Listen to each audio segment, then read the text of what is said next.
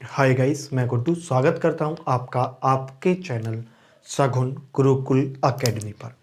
आइए जो बात करेंगे अब वो बात करेंगे हमारा तो है आपका measuring degree of polarity and second हो जाता है बॉन्ड पैरा। हाँ तो मेरे भाइयों अब जो शुरू करते हैं उसका नाम है बॉन्ड पैरामीटर्स। और बॉन्ड पैरामीटर्स कितने होते हैं? 3 प्रकार के होते हैं। नंबर 1 एंथैल्पी, लेंथ और angle.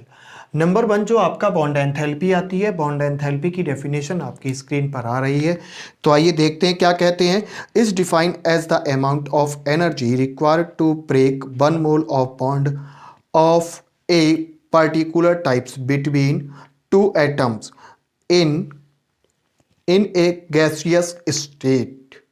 The unit of bond enthalpy is kilojoule mole की पावर -1 मोल इनवर्स। ये होती है आपके बॉन्ड एंथैल्पी की डेफिनेशन। उसके बाद में जो बॉन्ड एंथैल्पी काउंट करते हैं भाई, बॉन्ड एंथैल्पी को अगर हम काउंट करें तो बॉन्ड एंथैल्पी में क्या है? 1 अपॉन एटॉमिक साइज। मतलब जो बॉन्ड एंथैल्पी है डायरेक्टली प्रोपोर्शनल बाय होगा किसके? 1 अपॉन एटॉमिक साइज। मतलब जिसका एटॉमिक साइज बड़ा होगा उसकी बॉन्ड एंथैल्पी क्या होगी? कम होगी। जैसे एग्जांपल अगर मैं लूं आपके साथ में, एक तो HF है और एक HCl है। अब मेरे भाइयों आप मुझे ये बताओ कि जो आपका Cl है वो कितने पे आता है? 17 पे आता है। और जो F होता है वो कितने पे आता है? 9 पे आता है। हाइड्रोजन तो दोनों बराबर ही है। ठीक है, अब वो कहता है कि बॉन्ड एटॉमिक साइज, अब एटॉमिक साइज किसका बड़ा है? Cl का एटॉमिक साइज बड़ा है। एटॉमिक साइज Cl का बड़ा होगा तो बॉन्ड एंथैल्पी क्या होगी? कम होगी। तो उस केस में क्या होता है कि जो आपकी बॉन्ड एंथैल्पी होगी फर्स्ट में वो किसकी ज्यादा होगी? भाई जिसका साइज छोटा होगा।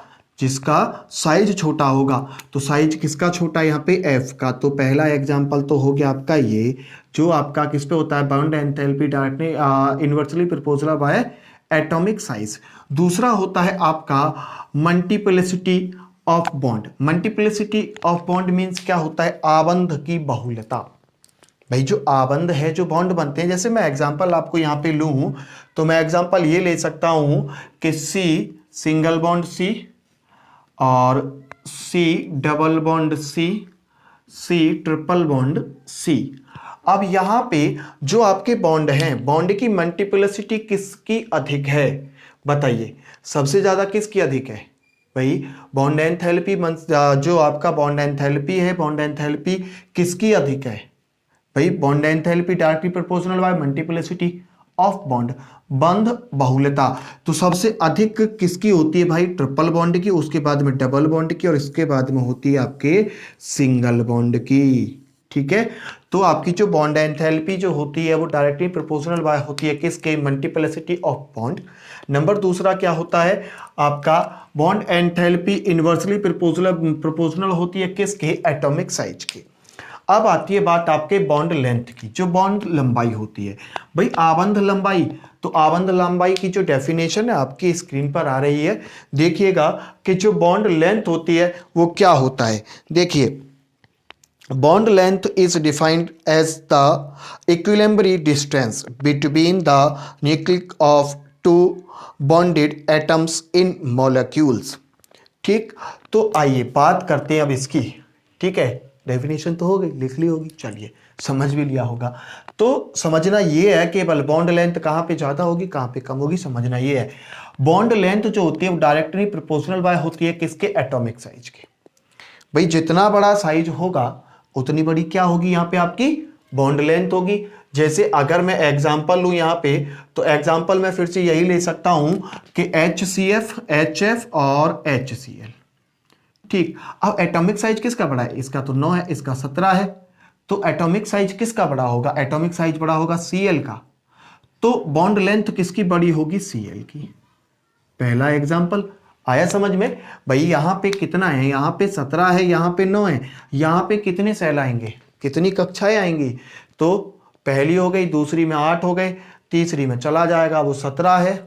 ठीक है, चलिए आगे आता है। दूसरा पॉइंट होता है आपका मल्टीप्लिसिटी। बॉन्ड लेंथ जो होती है आपका इन्वर्सली प्रोपोर्शनल, वो होती है इन्वर्सल होता है। भाई देखिए जो बॉन्ड लेंथ होगा वो क्या होगा? 1 अपॉन मल्टीप्लिसिटी। ठीक है, तो मल्टीप्लिसिटी जो होगा, मल्टीप्लिसिटी मैंने आपको बताया था C single bond C C double bond C और C ट्रिपल बॉन्ड C। अब मैं आपसे कहूं कि यहां पे जो बॉन्ड लेंथ होगी वो किनके बीच की अधिक होगी, कार्बन कार्बन में सिंगल बॉन्ड है वहां पे, या कार्बन कार्बन में डबल बॉन्ड है वहां पे, या कार्बन कार्बन में ट्रिपल बॉन्ड है वहां पे। चलिए मैं यहां पे आपको एक एग्जांपल देता हूं। एक चिमटा है, ठीक है। अब चिमटा पे, जो चिमटा होता है घर में जो होता है रोटी पकड़ने वाला, वो उस चिमटा पे मैंने लगाया हुआ एक रबड़ का छल्ला। ऐसे ये चिमटा है, मैंने उस पे एक छल्ला लगाया तो इतना हो गया, दूसरा छल्ला लगाया फिर इतना हो गया, तीसरा लगाया इतना हो गया, चौथा लगाया इतना हो गया। मतलब बहुत सारे छल्ले लगा दिए तो इसकी बॉन्ड लेंथ क्या हो जाएगी, छोटी हो जाएगी। तो वही हिसाब है कि जब मैं कार्बन कार्बन के बीच में 3-3 बॉन्ड बनाऊंगा तो लेंथ क्या होगी, इसकी छोटी हो जाएगी ना भाई। बॉन्ड लेंथ कैसी हो जाएगी, इसकी छोटी हो जाएगी, ठीक है, इसकी छोटी रहेगी। ट्रिपल बॉन्ड की जो बॉन्ड लेंथ रहेगी वो क्या रहेगी मेरे भाइयों, छोटी रहेगी। और उससे छोटी किसकी रहनी है, फिर उससे छोटी रहेगी डबल बॉन्ड की। और सबसे इनसे बड़ी किसकी रहेगी, वो रहेगी आपका सिंगल बॉन्ड की। अर्थात ये कह सकते हैं कि सबसे बड़ी बॉन्ड लेंथ जो होगी वो सिंगल बॉन्ड में होगी, क्योंकि उस पर कोई दूसरा बल और नहीं लग रहा ना, कोई और फोर्स नहीं लग रहा उसको पास लाने के लिए। अब होता है BL inversely proportional by 1/s orbital के परसेंटेज। देखिए s ऑर्बिटल का परसेंटेज निकालना बता दूं पहले मैं आपको। देखिए मैं निकालता हूं यहां पे sp, sp2, sp3, ठीक है। अब देखिए जो हम बात कर रहे हैं s ऑर्बिटल की, तो टोटल ऑर्बिटल्स कितने, s और p में कितने ऑर्बिटल्स, 2, इसमें कितनी है 3, और इसमें कितनी है भैया 4। परसेंटेज निकालना आपको आता होगा, वैसे जिसका निकालना है उसका ऊपर रखो। जैसे s ऑर्बिटल निकाल रहे हैं तो s ऊपर रख दिया 1, नीचे नीचे क्या रखोगे, टोटल ऑर्बिटल्स कितने हैं 2 × 100। तो यहां पे कितना परसेंट है s ऑर्बिटल, यहां पे हो गया आपका 50% ऑर्बिटल। उसके बाद में इसका देखिए, दूसरे का तो ऊपर s का निकालना 1 है, नीचे कितने, टोटल कितना है, टोटल है 3, 3/100 इजिकल टू 33.33। तो यहां पे कितना हो गया 33.33। उसके बाद में आ जाओ अपना चौथे पे, तो यहां पे टोटल 4 हो गए, तो अब 100 में सीधा भाग दे सकते हैं 4 का, तो कितना आएगा आपका, कितना आएगा बताइए ना, ये आएगा आपका 25%। भाई 25 चौके 100। तो ये होता है आपका बॉन्ड जो आप निकालते हैं, परसेंटेज जो निकालते हैं, ठीक है। अब परसेंटेज निकाल लिया, तो परसेंटेज निकालने के बाद में जो sp3 होगा, जो sp3 संकरण है, ये वाला जो संकरण है वो किस में होता है, इसमें होता है ना। और जो sp2 होता है वो किस में होता है, डबल बॉन्ड में होगा। और जो sp रहेगा वो किस में रहेगा भैया, सिंगल बॉन्ड में रहेगा, ठीक है। किस में रहेगा, ये जो रहना है sp सॉरी ट्रिपल बॉन्ड में रहना ना, 1 सिग्मा 2 सिग्मा, 2 तो यहाँ पे पाई हो गए और 2 सिग्मा हो गए एक कार्बन पे, ठीक है। तो ये क्या हो गया आपका Bl, जो आपकी बॉन्ड लेंथ होगी वो इनवर्सली प्रोपोर्शनल बाय किसकी होगी, s ऑर्बिटल परसेंटेज की।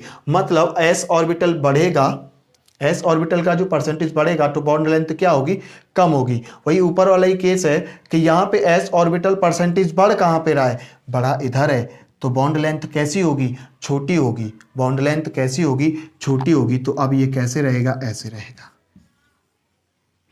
क्योंकि भाई बॉन्ड लेंथ यहाँ पे कम हो रही है। जैसे जैसे आपका परसेंट बढ़ रहा है वैसे वैसे आपका जो, जैसे जैसे आपका जो परसेंट बढ़ रहा है, सॉरी रहेगा, ये ऐसे ही रहेगा, क्योंकि लेंथ है ना, सॉरी लेंथ है, लेंथ बढ़ानी है, ठीक है। तो लेंथ सबसे बड़ी इसकी, फिर उसकी, और फिर इसकी, ठीक है।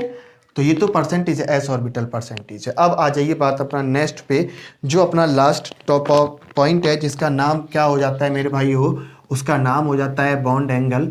और बॉन्ड एंगल पे मैं आपसे पहले बात कर चुका हूं, लेकिन फिर भी नहीं, कोई नहीं, बात करते हैं। तो देखिए बॉन्ड एंगल का जो आपका डेफिनेशन है वो स्क्रीन पर आ रहा होगा।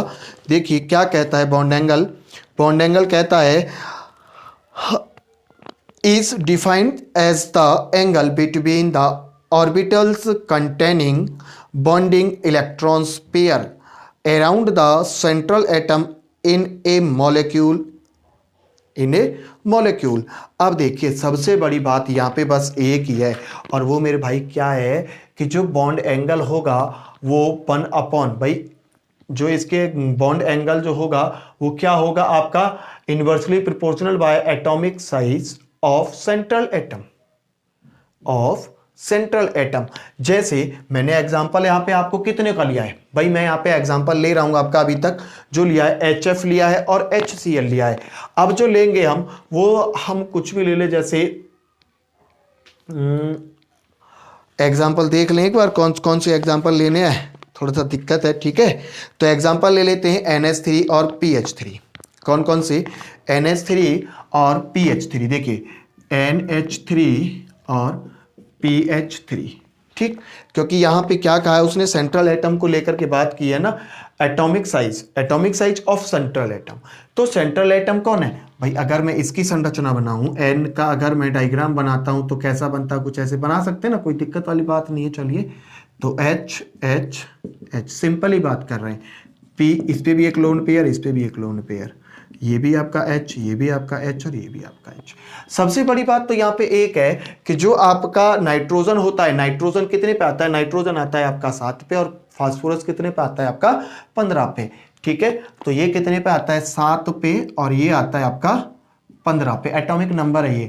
अब वो कह रहा है कि एटॉमिक साइज के क्या होगी, सेंट्रल एटम, तो सेंट्रल एटम का एटॉमिक नंबर क्या है यहाँ पे 7 है और यहाँ पे क्या है 15 है। एटॉमिक जो सेंट्रल एटम है, सेंट्रल एटम का एटॉमिक साइज देखना है तो इसका बड़ा है ना भाई, किसका बड़ा है, इसका बड़ा है, दिख रहा है ना, इसका बड़ा है 15 है तो इसका बड़ा है, तो आपकी बॉन्ड लेंथ, बॉन्ड एंगल क्या होगा, वो कम होगा, ठीक है। तो बॉन्ड एंगल कहां पे कम होगा, वो आपका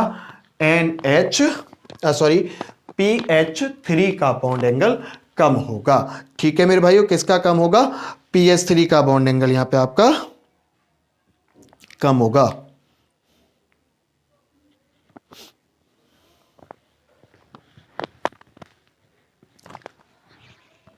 सॉरी यहां पे इन्वर्सली डायरेक्ट इन्वर्स है ना, हाँ इन्वर्स है तो ये उल्टा रहेगा ऐसे, सॉरी, क्योंकि इन्वर्स है। अगर बॉन्ड एंगल एटॉमिक साइज का साइज बढ़ेगा, सेंट्रल एटम का साइज बढ़ेगा तो क्या होगा, आपका बॉन्ड एंगल कम होगा, ठीक है भाई। साइज बढ़ेगा, साइज बढ़ा है यहाँ पे बढ़ गया तो बॉन्ड एंगल कम होगा ना, 1/n में है, ठीक है। उसके बाद में दूसरी बात आती है, bond angle directly proportional by कौन होगी, इलेक्ट्रोनेगेटिविटी ऑफ सेंट्रल एटम। अब बात आती है सेंट्रल एटम के लिए, ये इलेक्ट्रोनेगेटिविटी साहब है, इलेक्ट्रोनेगेटिविटी साहब अगर इधर जाओगे तो क्या होंगे, बड़े हो जाएंगे, इधर जाओगे तो क्या होंगे, छोटे हो जाएंगे। तो अब मैं आपसे पूछूं, ये वाला सिंपल है आइडिया, ठीक है, बॉन्ड एंगल, तो इनमें से N और H भाई सेंट्रल एटम की काउंट करते हैं, तो एक तो हो गया N और एक हो गया आपका P। नाइट्रोजन फास्फोरस ये होता है 7 पे, ये होता है 15 पे, ठीक। अब इन दोनों में से देखें कि इलेक्ट्रोनेगेटिविटी किसकी कम, भाई 7 से तो आगे ही पड़ेगा ना, 7 से तो आगे पड़ेगा, लेकिन ये तो नीचे की ओर आता है ना, नीचे की ओर आता है, तो इलेक्ट्रोनेगेटिविटी किसकी कम होती है, इसकी कम होती है। और जब bond angle directly proportional by electronegativity of central atom, तो इलेक्ट्रोनेगेटिविटी किसकी अधिक होती है, नाइट्रोजन की अधिक होती है, और नाइट्रोजन की अधिक होगी तो बॉन्ड एंगल किसका अधिक होगा, नाइट्रोजन का अधिक होगा, ठीक है। तो ये कुछ पॉइंट है और इनमें से जो पॉइंट है ना, वो ज्यादा इंपॉर्टेंट पॉइंट यही है मेरे भाई। अगर ये आपको याद है, ठीक है, अगर ये आपको याद है, यहाँ पे 3 पॉइंट हैं, BL फॉर बॉन्ड लेंथ हो गया है, BA फॉर बॉन्ड एंगल हो गया, इस पे 2 पॉइंट हैं, ठीक है। अगर ये चारों पांचों पॉइंट आपके कंप्लीट हैं तो आपका क्या रहेगा मेरे भाइयों, जो बॉन्ड पैरामीटर है उसकी दिक्कत आपकी खत्म हो जाएगी, ठीक है। और जो आपका ये मेजरिंग डिग्री ऑफ पोलैरिटी है उसका फॉर्मूला क्या है, उसका फॉर्मूला है mu is equal to Q into d, d for दूरी, Q फॉर क्या है, चार्ज है, और म्यू फॉर क्या है यहाँ पे आपका, म्यू फॉर हो जाता है डाइपोल मूवमेंट, जिसे डाइपोल मूवमेंट को हम क्या कहते हैं, पोलैरिटी कहते हैं, अर्थात ध्रुवण कहा जाता है, ठीक है मेरे भाइयों। मिलते हैं नेक्स्ट वीडियो में, जब तक के लिए नमस्कार, धन्यवाद, श्री राम।